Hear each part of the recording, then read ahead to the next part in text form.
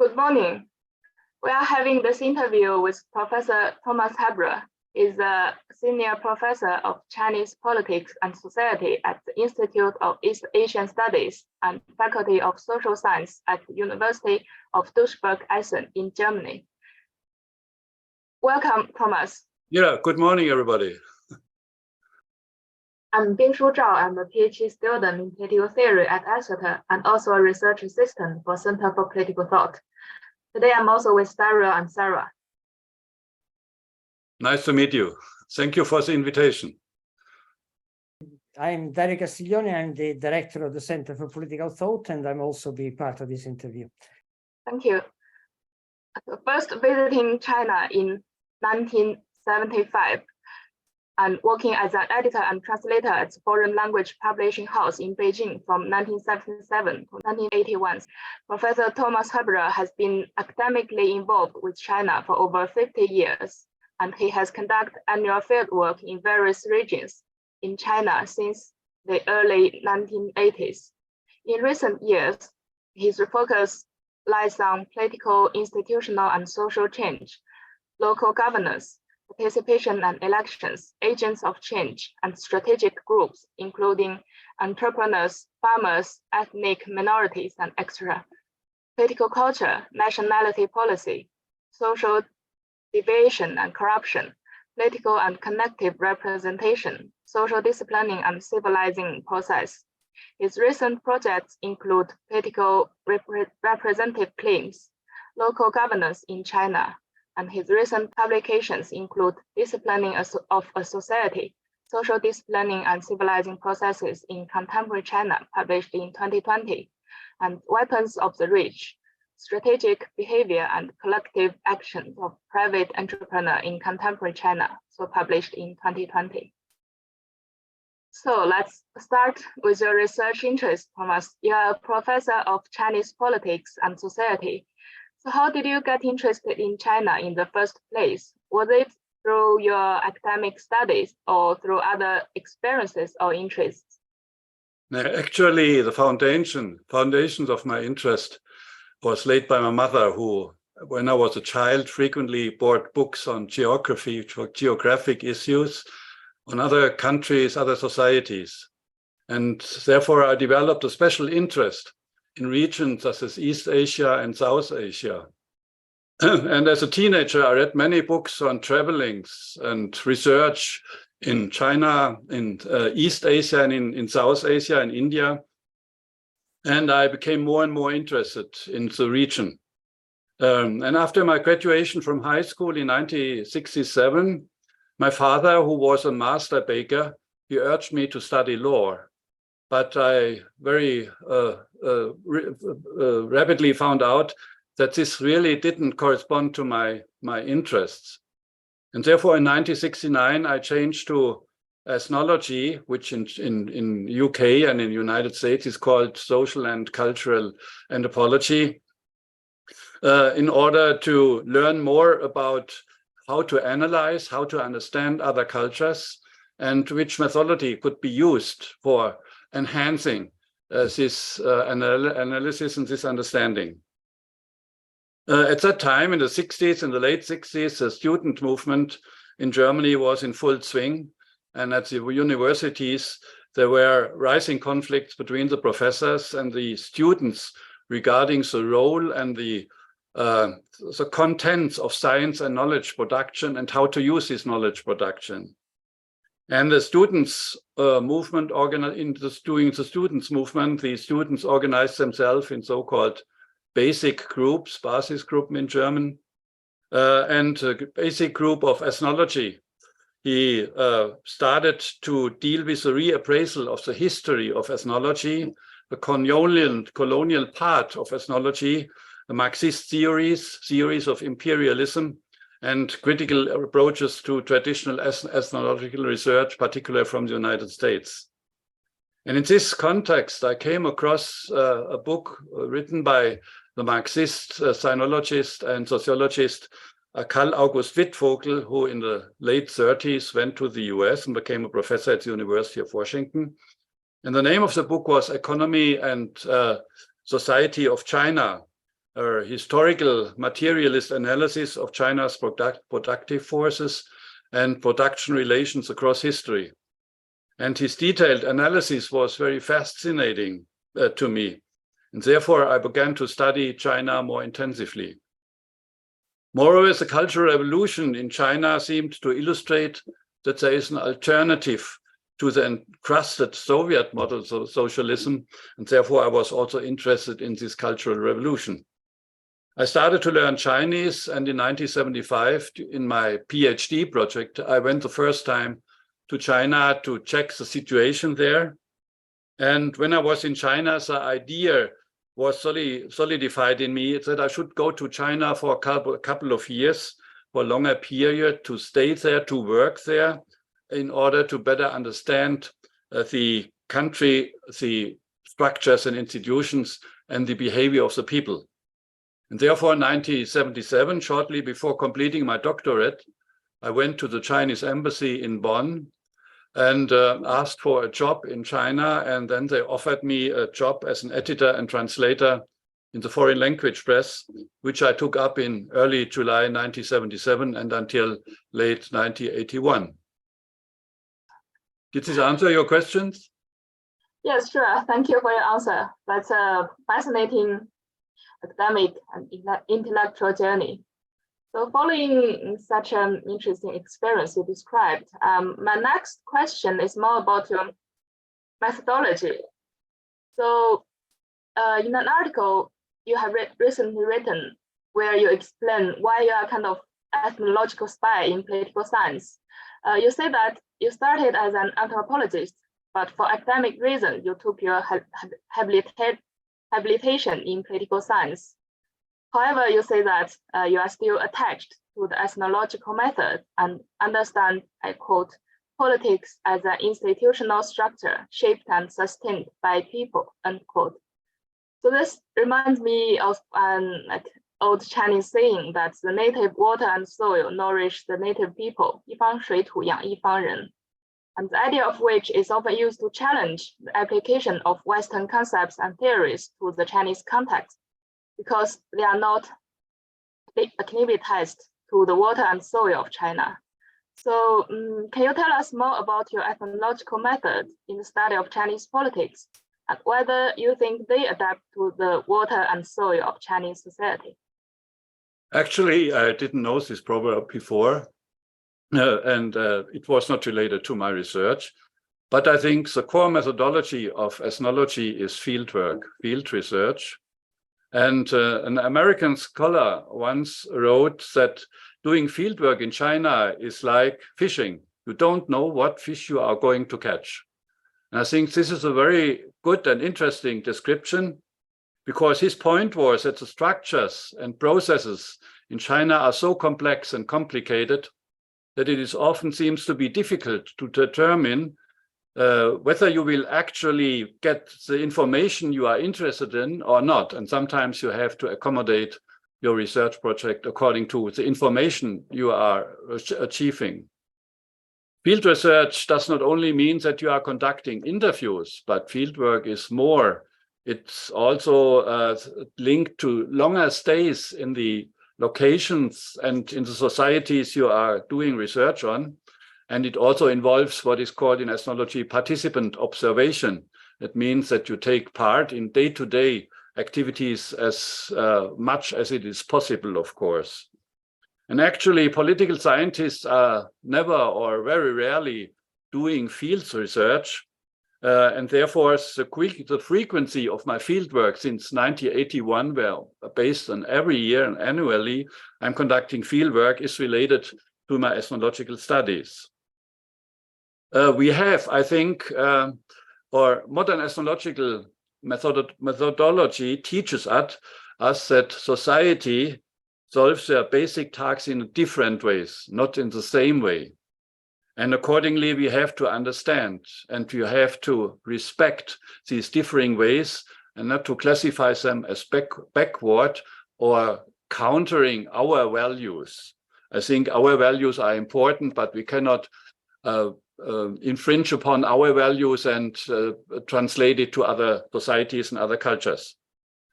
And I think the European modern form of social order is neither natural nor the best one. In addition, field researchers must always be aware of their role as outside observers and to understand better the social institutions and structures and their own subjective perceptions that go with that. People we interview should be understood as specialists in a particular social setting. They have a specific knowledge, about things we are trying to understand. And then thus the core principle for interviews is let people tell us what concerns them most. After the interviews, we have to use our notes to decipher what they were trying to tell us and what not, because what they're not telling us is also important. We have to pay attention to the deeper meaning of interview statements. And therefore, we also act as a kind of a cultural translators. I think this is a very important task of social scientists to act who are working and doing research in other societies and countries to act as cultural translators. But regarding your question to whether Western concepts can be adopted to the Chinese society, not only to Chinese society, but to societies in all other cultures and countries, I would like to quote the sociologist Peter Evans, who has alerted us that to be cautious of institutional monocropping. What did he mean by institutional monocropping? That means that the imposition of the blueprints based on idealized versions of Anglo-American institutions neglect the distinct features and the institutional organizational particularities of specific countries, such as, for instance, China. Thank you for your answer. Thank you very much. In your working paper that Bing-Shu also referred to in the beginning of the interview that you wrote for the Harvard Ash Center, titled Disciplining of a Society, Social Disciplining and Civilizing Processes in Contemporary China, you use the term the developmental state that you describe as a purpose-oriented and strong state where the elites are dedicated to a specific mission, modernizing their nation.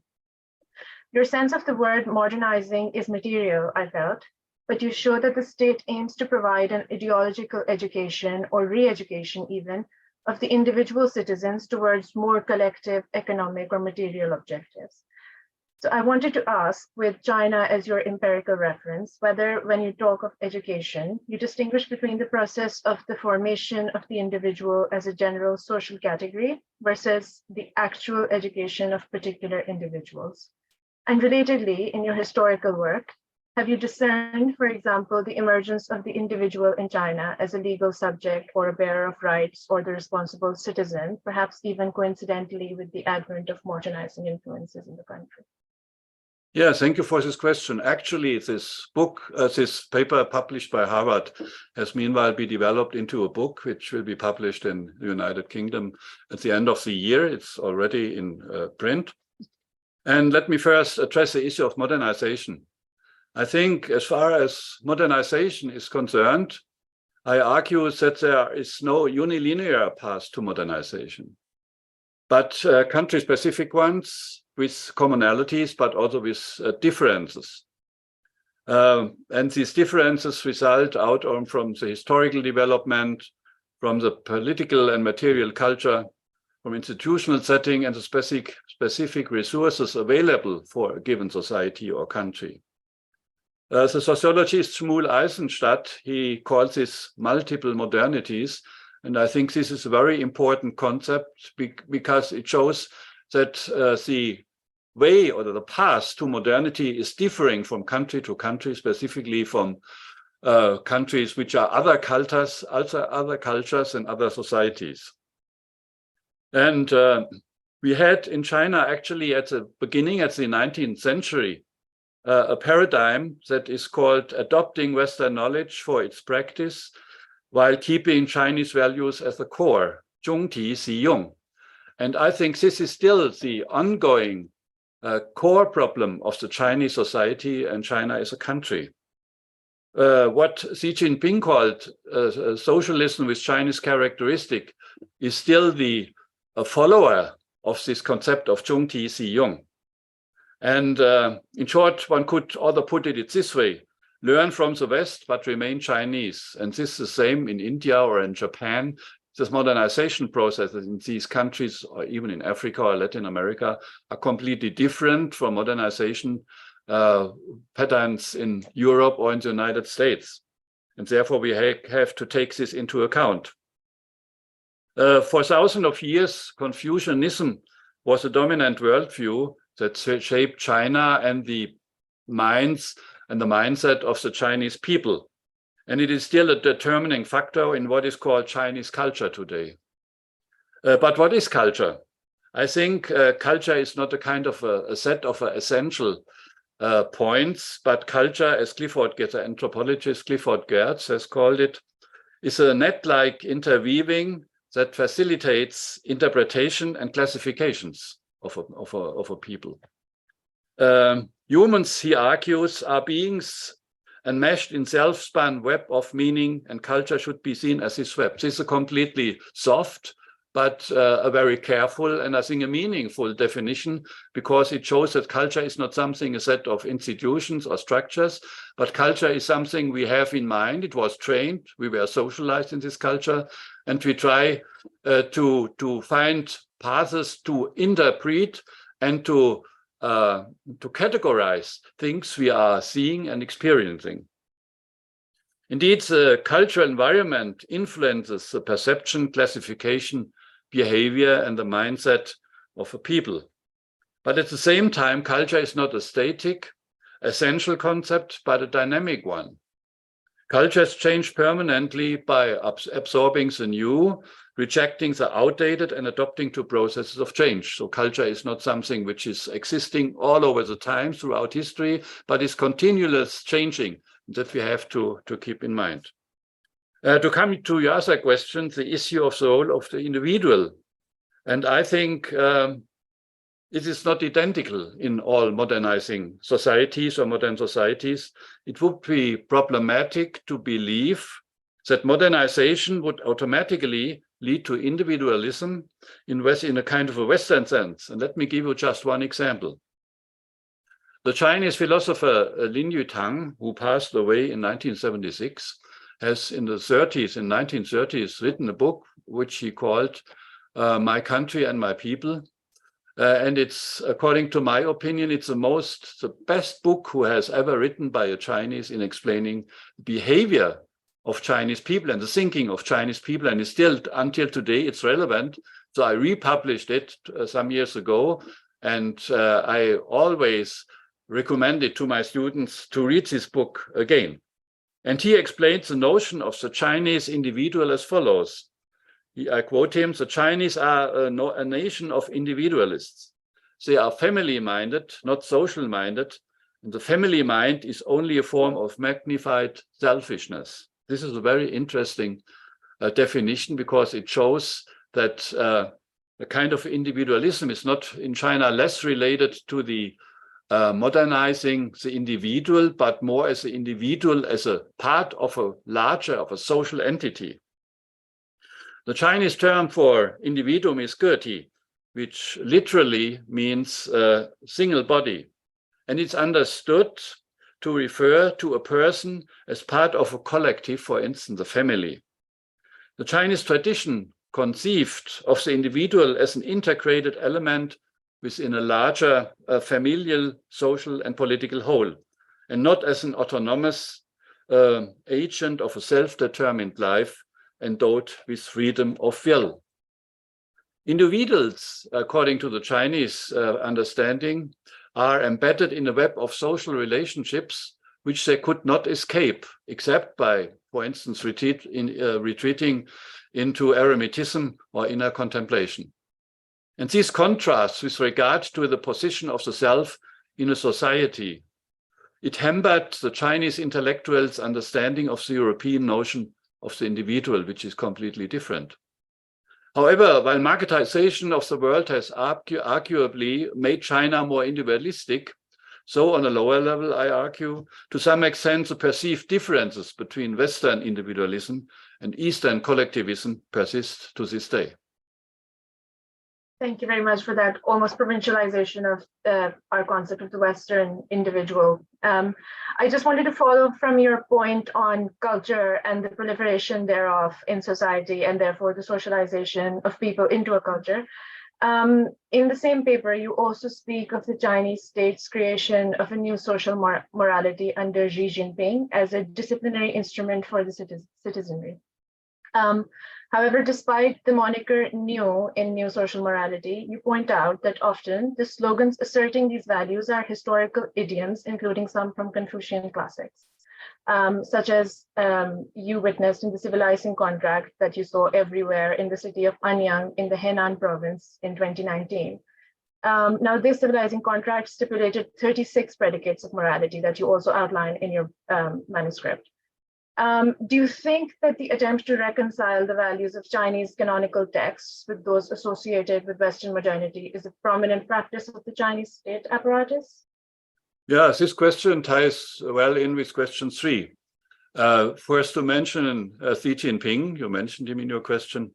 I think Xi Jinping continually cites Confucian classics and Chinese history to comment on or explain domestic and international political developments.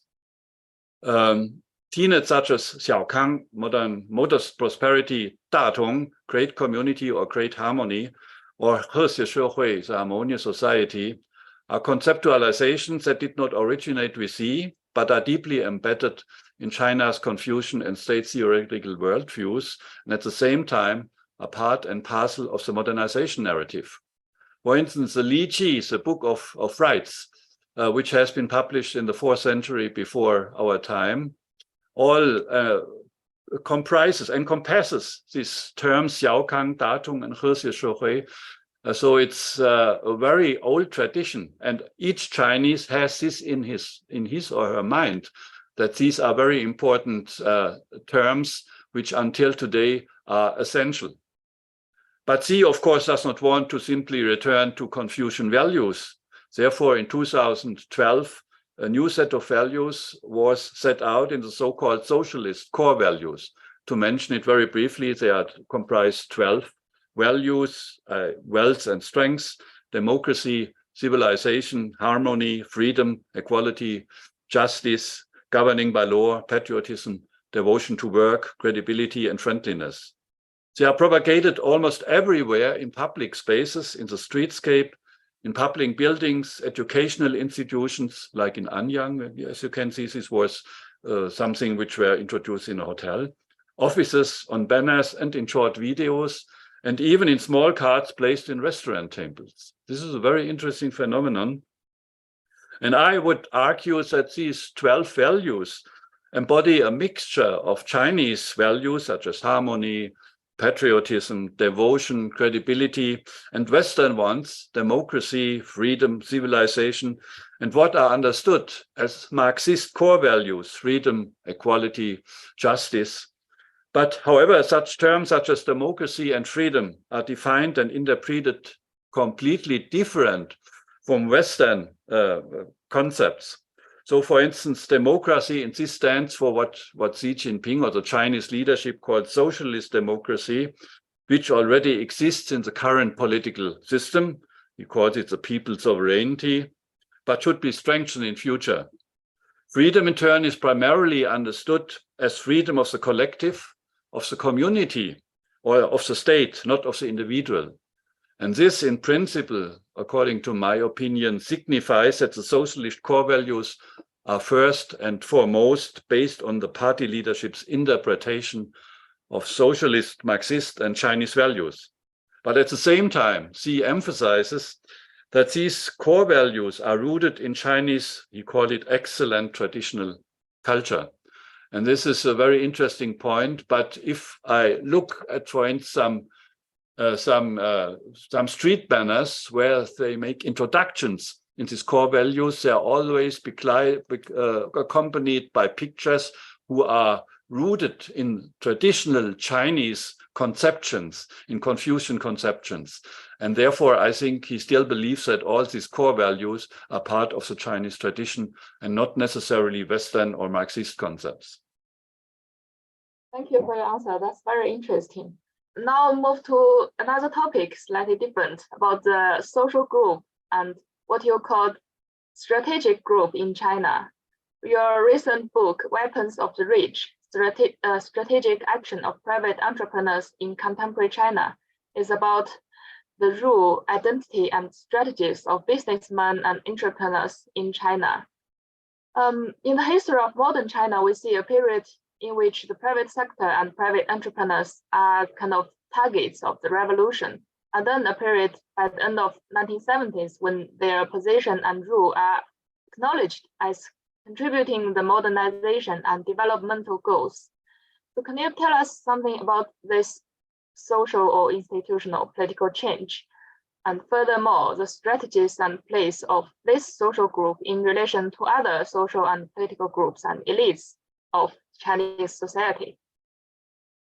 Yes, actually, I follow the development path, the trajectory of the private sector since the 80s. In the 80s, one of my research projects was on the so-called individual sector, that very small private sector. And in 9 months, it was my professorial doctorate, the second doctorate. In 8 months in China, I interviewed more than 3,000 persons, house by house or stall by stall. And this gave me a very intriguing insight into different Chinese social groups and persons, because most of these people who turned to these individualist sectors, they had no other opportunity for working because they were the children of former class enemies, of Kuomintang officials or something like that, or so-called counter-revolutionaries. And now they had an alternative to make money, or disabled people, for instance, who had no job and now started to produce keys or to repair shoes or something like that. But yes, you are right. The private sector and private entrepreneurs were targets of the Chinese Revolution, specifically in the 1950s and during the Cultural Revolution. And I think a central factor of change in the 1980s has been this readmission and the promotion of the private sector. Because unlike in the former countries of Eastern Europe and in the former Soviet Union, with the beginning of economic reforms at the end of the 1970s in China, privatization took place as a less from above, as in the Soviet Union or Eastern Europe. That means as a complete transfer of existing state-owned enterprises to private owners, but rather by a so-called, what I call a bottom-up privatization in the form of an expansion of private ownership through the establishment of enterprises from within the population. This is a completely different development trajectory. Today, as you might know, the private sector is by far the largest economic property sector in China. During the Maoist period until 1976, it was largely brought to a standstill, which led to a massive supply shortage because there were virtually no small handicraft businesses, no restaurants, no shops for everyday need anymore. When fundamental economic reforms were introduced at the end of 1978, only about 140,000 so-called household enterprises officially existed. Even so, the informal economy, the private informal, the underground enterprises flourished in some poorer areas, such as, for instance, in Henan or in Sichuan. According to the official figures now, the private sector employs about 350 million people, and it contributes more than 50% to tax income, more than 60% to the GDP, more than 75% to innovation, more than 80% to urban employment and 90% to rural employment. With more than 95% of all enterprises, is the private sector now the dominant sector and indispensable for further development.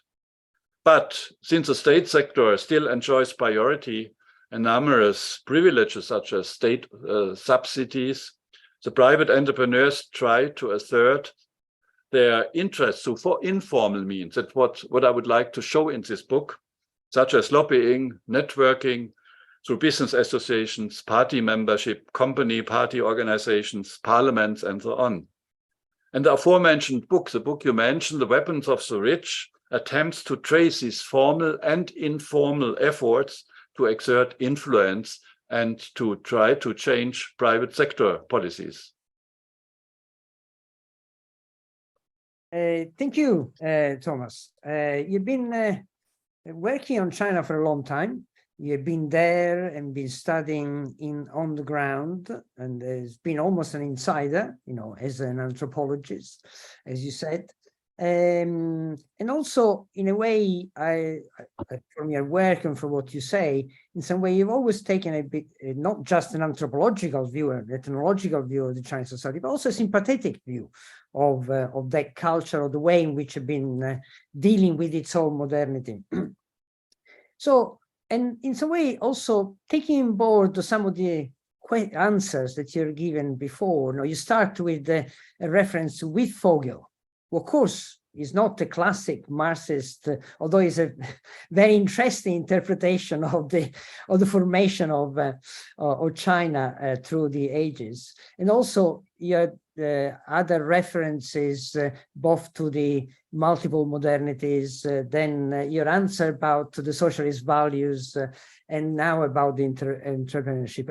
I don't know very much about China. I've been a few times, and then I've seen a bit from the outside. But, you know, on one hand, there is a kind of self-image of the country as a kind of communist country, still led by a communist party.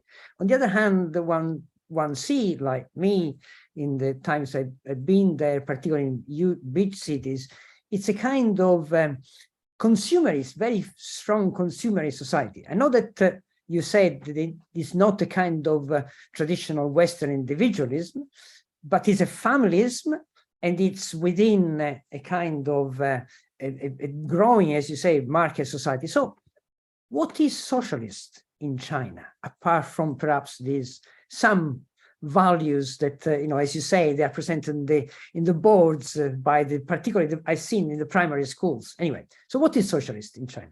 Yeah, you understand a lot. I know that you just returned from China too, and it would be interesting to hear you. What is your impression after a long time? Because during the pandemic, nobody could really go to China.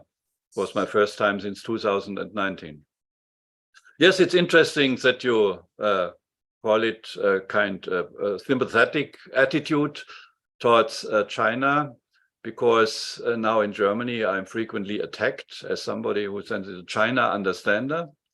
That means that all the people who try to bridge the non-understanding are but criticized as the people who just present the ideas of the Communist Party. Don't know how it is in Britain. I think what you call sympathetic is not least due to the fact that I was a witness to the enormous change from a planned economy of the Stalinist Maoist period to an opening and reform of the system in the late 70s and early 80s. And I was a kind of a witness of this change. When I came to work in China in 1977, China was one of the poorest countries in the world. Almost all goods were rationed. There were rations, things you had to show up if you wanted to buy something or if you want to go to restaurants. And there were great shortages of everything. I also witnessed this rapid change after the dissolution of the large rural collectives, the so-called people's communes, the return to peasant household management in the early 80s. Combined with the admission of peasant markets and the readmission of the private sector, and thus a very rapid improvement of the supply situation. It was very amazing how quick this was when people coming from the south bringing fruits or vegetable to the north, because they were allowed to travel now and to sell it in the rural markets.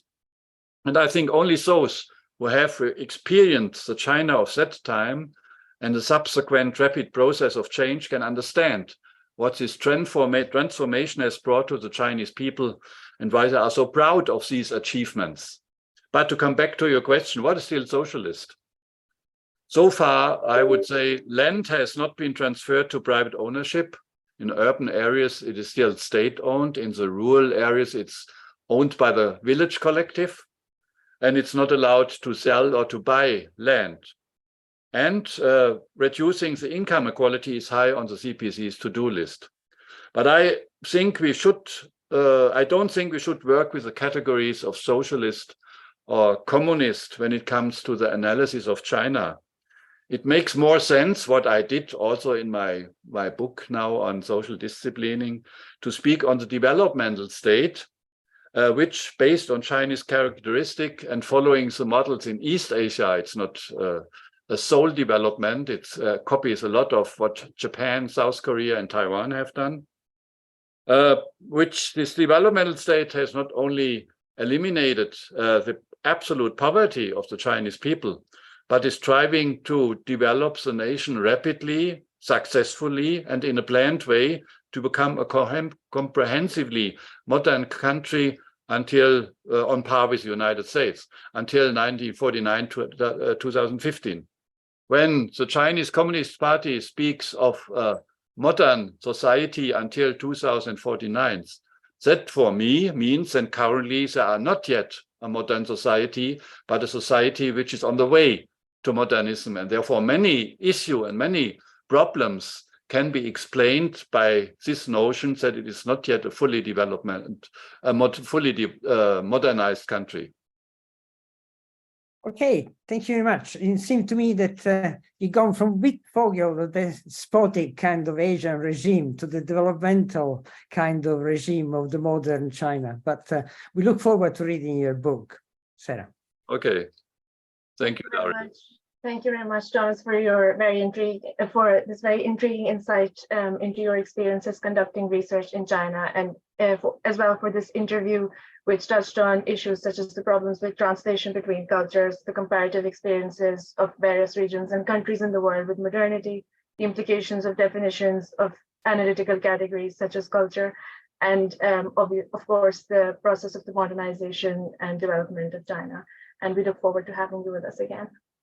Yes, thank you for the kind invitation and your questions and the communication with you. It was very intriguing for me as well. And I learned a lot by your questions. Thank you so much.